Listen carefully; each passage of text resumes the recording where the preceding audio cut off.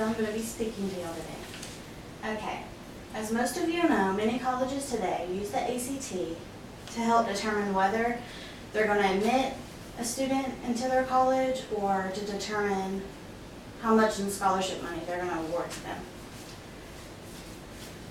So you ask, what is the ACT? The ACT is a national college admissions exam that consists of 4 subject area tests, which are English, reading, mathematics, and science. This is used to predict how a student will perform in college.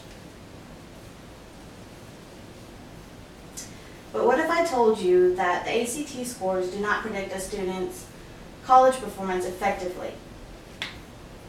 After doing some research, talking to others, and personal experience myself, I hope to persuade you today in taking action to stop the reliance on ACT scores and admissions. Although the ACT is used to determine a student's potential for academic success in college courses, it does not necessarily measure a student's progress. Progress, defined by dictionary.com, is a movement toward a goal or to a further or higher stage.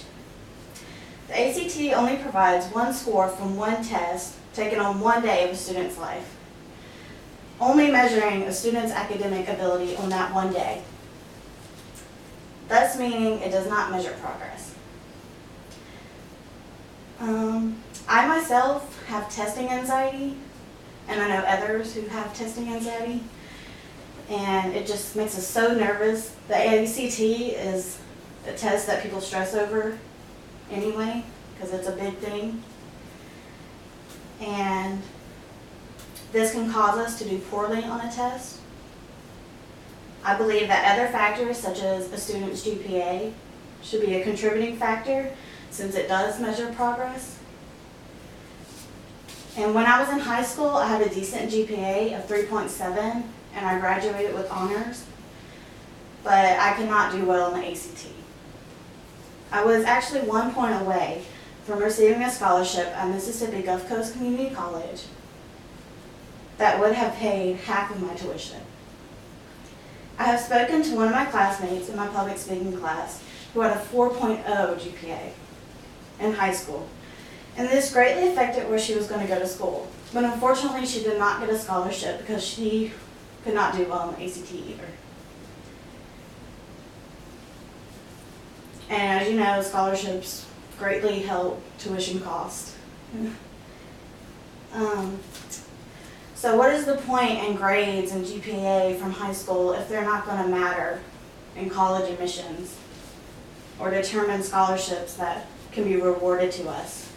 I think that they should matter just as much as ACT scores. I, along with other classmates, do not believe that the ACT determines a person's intelligence. For example, me and other students did not do so hot on the ACT, but we're all doing great in all of our college courses right now.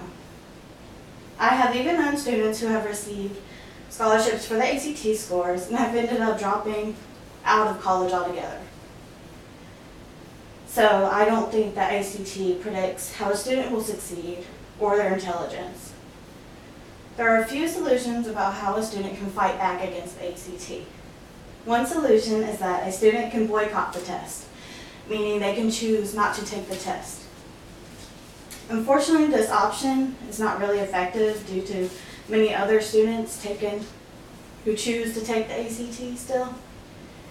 Another solution is that a student could try to convince colleges to not rely so heavily on the ACT.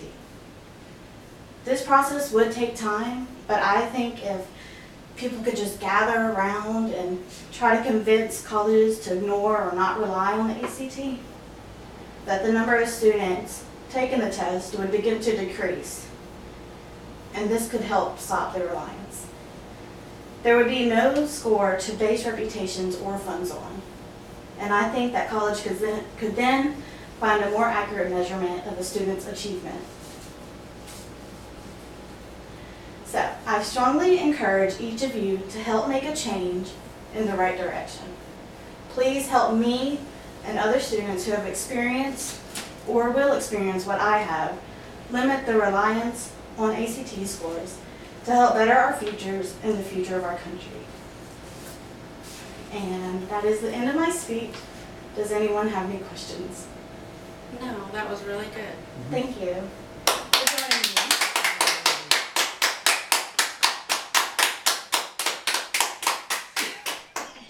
Oh, I don't know how to stop it.